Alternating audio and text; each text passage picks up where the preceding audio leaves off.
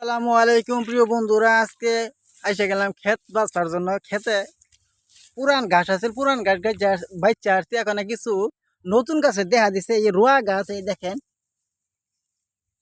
এইটা অন্য জাতের রোয়া। এটা এটা হলো ভেজাইলা রোয়া। এই রোয়াটা কারণে এটা ধান হইতো না, আর সার টানবো, এই জন্য তুলে দিলাম। আরো অনেক গোছা আছে। এই যে বড় বড় এই ঘাস,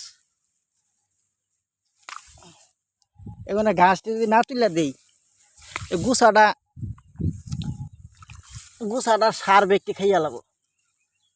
যার যেটা কর্ম কর্ম কইরা না খাইলে দুনিয়ার মধ্যে চলবার পাবেন না, ঋণ ভরপুর হয়ে যাবো গা। এই এগুলো পর গাছা, মনে করুন ধানের মাঝখানে গুছা হয়ে যায়। সেই কারণে এখানে গুছাটি তুলে দিন আগে। দেখেন ক্ষেতটা কত সুন্দর হয়েছে, আলহামদুলিল্লাহ, আল্লাহর মেহরবানি, আল্লাহর রহমত। দেখেন কত সুন্দর ক্ষেত্রে আল্লাহ তালা দিছে। এই ক্ষেত্রের মধ্যে চারটা সার নাকবার পায়, চারটা সার নাকবো। এই দেন একটা গুছার মধ্যে, এই গুছাটার মধ্যে ঘাস